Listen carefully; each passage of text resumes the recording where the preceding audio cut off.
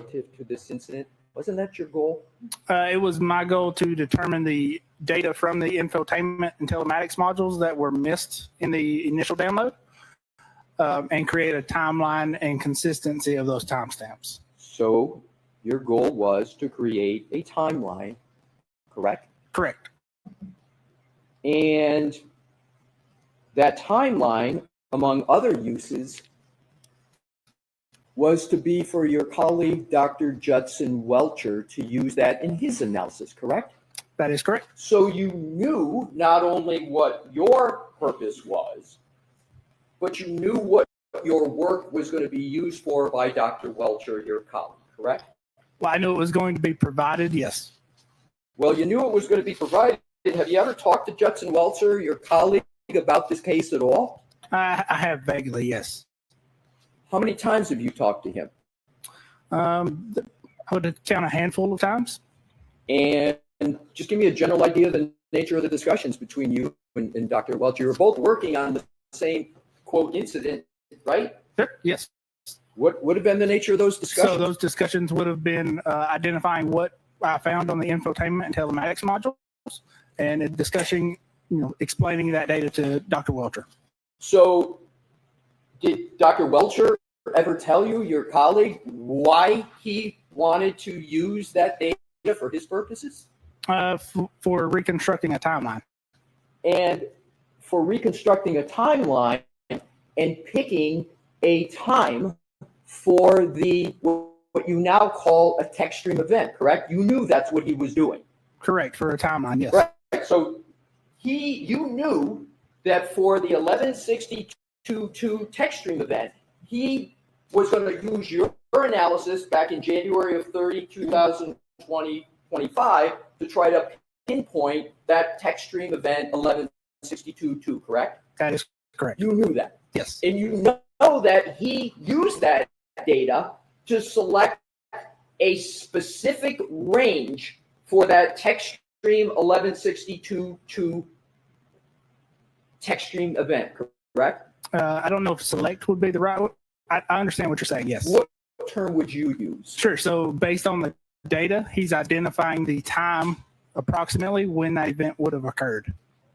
And that text stream event, that 1162.2, is what Aperture is contending is the time of a collision. Is that correct, to your knowledge? That's sustained on that. Ask it differently, Mr. Mills. Do you know the purpose of the 1162.2 text stream event in the analysis performed by your firm? No, Dr. Welcher, I do not.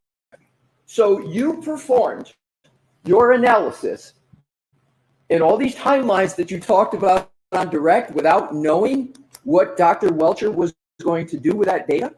No, so sorry, I misspoke. So it would be to timeline the time and date, or to put a time and date with when that text stream trigger would have occurred. Exactly. Right.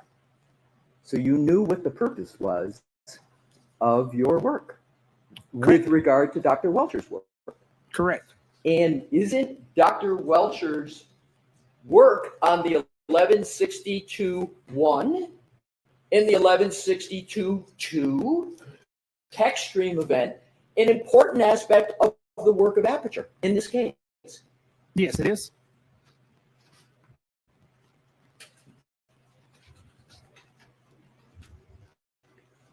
Did anybody from the Commonwealth ask you in your January 30th, 2025 report to not discuss your work in connection with the text stream 1162.1 and the 1162.2 events?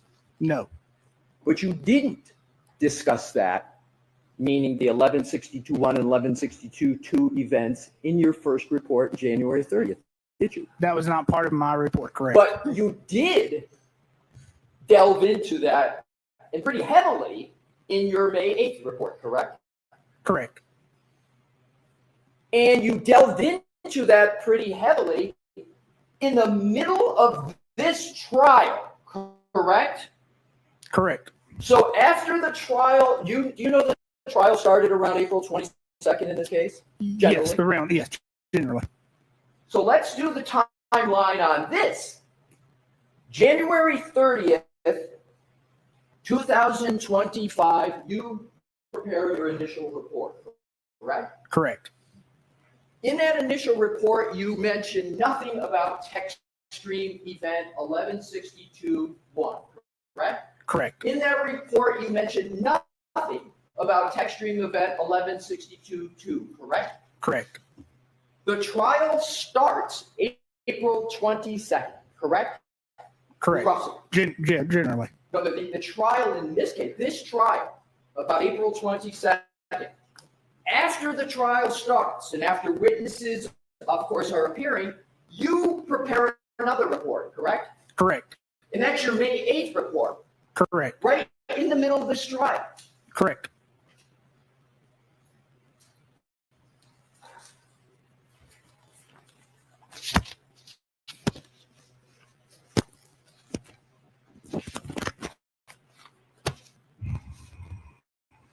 And right in the middle of this trial, you enlarge the number for the 21 to 29 range. That's bigger than what it was in your first report, correct? No, that is not correct. Well, you changed the number, don't you? No, I did not change the number. Well, let's go back to see exactly what you did, sir. Sure. Let's start with the basics. You said on direct examination, sir, that you prepared your May 8th report on your own initiative. Those were your words on your direct testimony, correct? Correct. I'm going to read the first line of your May 8th, 2025 report. Okay. Do you have it in front of you, sir? I do. Yes. It starts, Dear Mr. Brennan. Do you see that? Yes, I do. Pursuant to your request. That's a request you're referring to, Mr. Brennan, correct? Correct. I have completed an additional analysis concerning the above referenced matter. To formulate opinions, the following additional items were reviewed.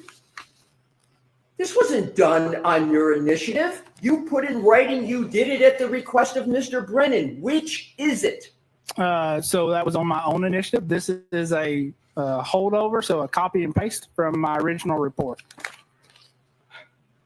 You're explaining the May 8th report in your language pursuant to your request as a cut and paste from a previous report? Yes, I am. Do you cut and paste important information from one report to the other without checking it for accuracy? I copy and paste certain portions. Do you ever review what you cut and paste to see if it's accurate? Yes. You didn't review it this time, though, did you, sir? No, I did not think it was significant. Oh, you don't think it's significant, sir, that the matter is in the middle of a trial and there's a request for a new report after testimonies occurred in that trial? You don't think that's important? Gotcha. Sustained.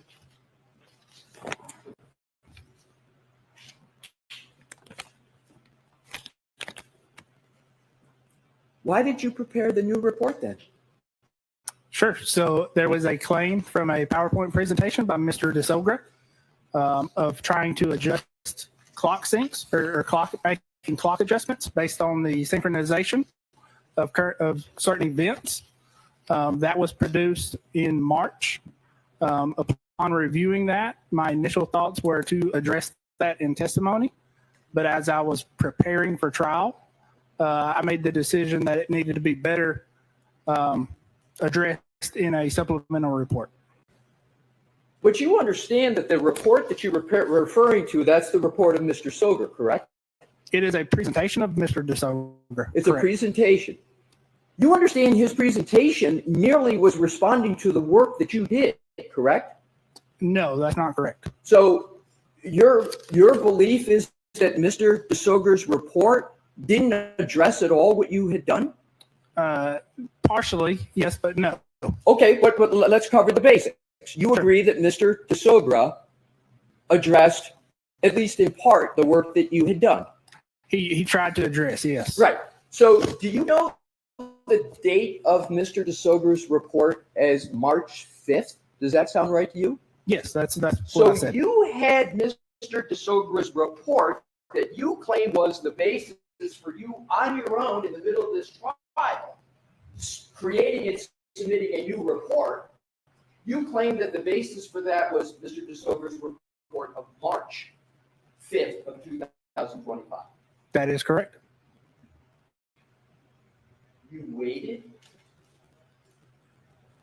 2 months to do that. Again, my initial thoughts were to address it on testimony. I'm sure it's not your thoughts. Just did you wait 2 months? Just let him finish That's then. If my question, sir, finish it how you'd like. Sure. So 2 months, was it 2 months between March 5th and when you submitted your report on May 8th? Was that 2 months? yes, it is. So, did you know when this trial was going to start, sir? Generally? Yes. Do you think it's fair to submit a report without anybody asking you in the middle of a trial? Sustain.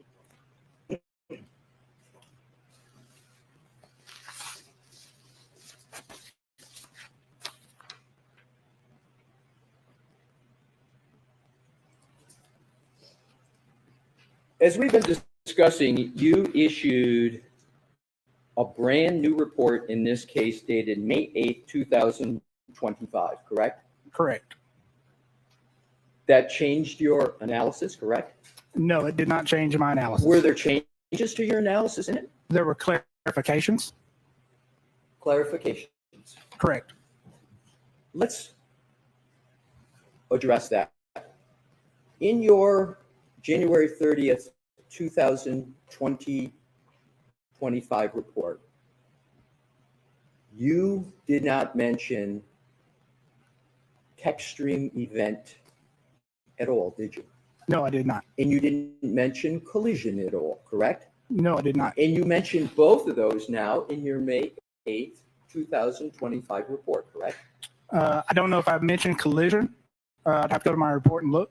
But you certainly do mention TechStream events, correct? Yes, that's And correct. you labeled them 1162.1 and 1162.2, correct? Correct. That's a change from your first report, isn't it, sir? No, it's not a change. It's a supplement. Oh, so your definition is that when you add something to a report, it's not a change, it's a supplement? That is what it is. Yes.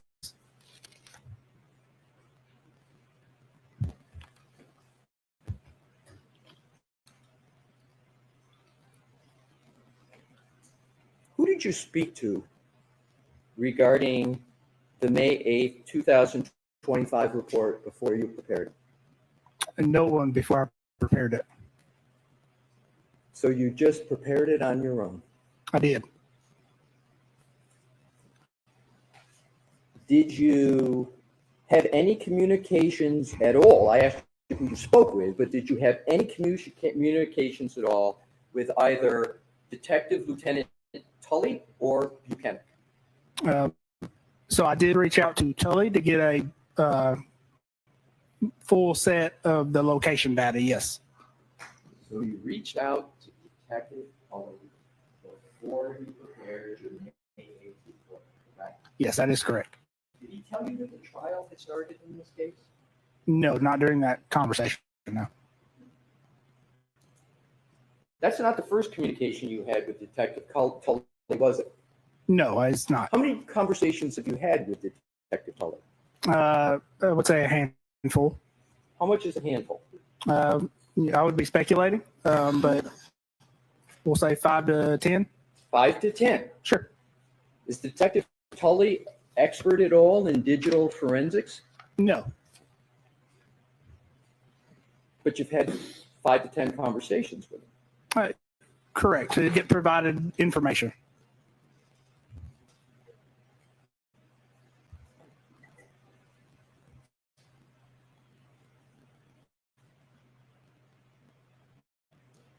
At any time, has anybody from the Commonwealth had a discussion with you relative to your January 30th, 2025 report or your May 8th, 2025 report about keeping flexible the timelines for any events in this case? No, sir.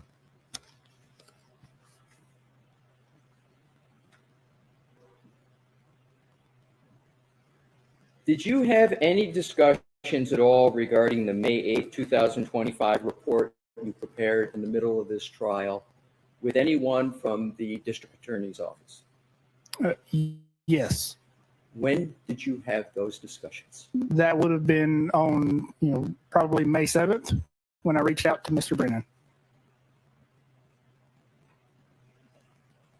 So you reached out to Mr. Brennan on May 7th, 2025, correct? Correct. That's before May 8th of 2025, correct? Correct. So before you sent that report in, you had a discussion with Mr. Brennan about it, am I correct? Correct. What was that discussion about? That was just a discussion over the data and what the report said. So you were discussing with Mr. Brennan what was going to be in your report, including data and analysis, correct? Correct. Did you tell Mr. Brennan that you were going to be submitting the report shortly to him on May 8th? Yes. Did you agree to a time when you would submit that report? No, I did not. Did you tell him when you were going to submit it? No, I did not. But after the conversation on May 7th, that you discussed with him that you had either pretty close to finalize the report. It's a pretty extensive report, right?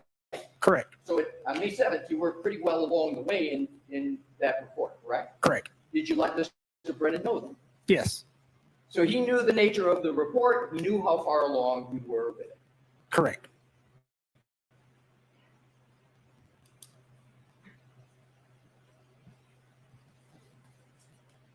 Did you have any other calls with anybody from the prosecution's office other than that about your May 8th report?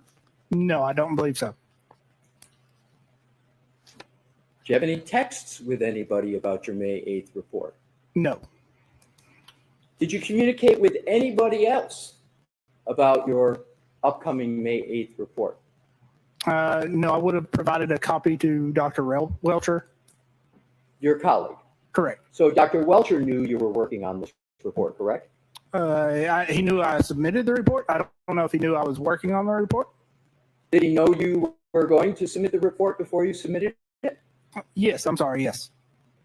Did he know what was going to be in the report? Yes, he did. Did he support the fact that you were going to submit a report in the middle of the trial? I can't speak for Dr. Welcher. But he knew you were going to do it. Correct. Did he say anything, don't do that? Or did he have any comment about the fact you were going to submit? Not that I recall off the top of my head. Not that you recall, so is it possible he did comment on whether you should submit it in the middle of the trial? No, he would not have commented on whether I should have submitted it or not. How many times in your career, sir, have you submitted a supplemental or amended report in the middle of the trial? This would be the only one that I recall. So this is the only time. How many years have you been doing this? Approximately 10 years. And so approximately 10 years, this is the first time you've submitted a amended supplemental report in the middle of a trial. A supplemental report. Correct. Supplement, as you call it, a supplemental report in the middle of trial. Correct.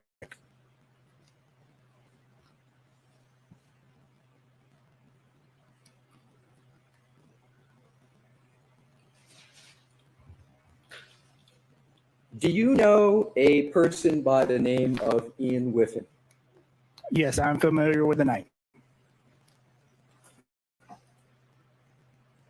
You say you're familiar with the name. Are you more than familiar with his name? Are you familiar with his work? I'm familiar with his report in this case, yes. So you're familiar with his work if you're familiar with his report, correct? Correct. Were you given do you know that Mr. Whiffen has testified in this trial? No, I do not. And with regard to Mr. Whiffin's report, did you read it? Yes, I did read his report. And that would be of interest to you, correct? That's why you read it? Correct. Because Mr. Whiffin's report, and are we talking about Mr. Whiffin's January 2025 report or his March 2025 report? Are you aware there's two of them? No, I'm not. Do you know which one you're referring to? That would be the January report. So the January 2025 report, are you aware that there's just a couple minor differences between the two reports, or you're just not aware of it? I'm not aware of either way. Assume there's very minor differences with the reports. Mr. Whiffin's reports contain information and some detail, and they're long reports, right? Yes, they are. So Mr. Whiffin's report contains information about the cell phone of Mr. O'Keefe, correct? Correct. It contains information about the location data in Mr. O'Keefe's phone, right? Correct. It contains information about the phone calls in Mr.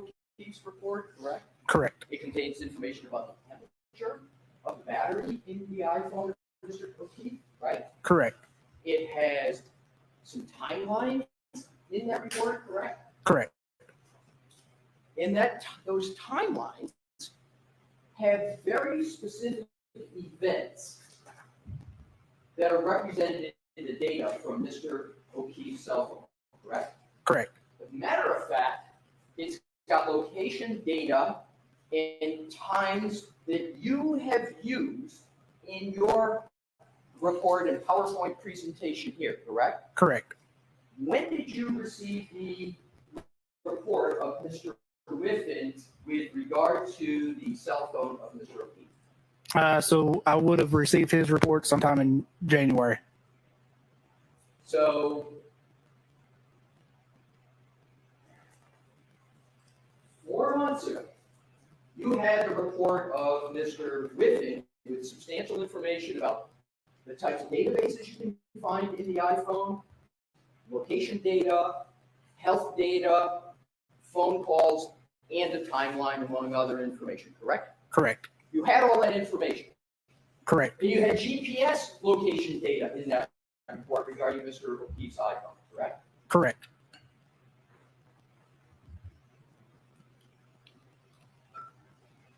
You know what an SQLite database is? SQLite? Yes. SQLite, yeah. Yes.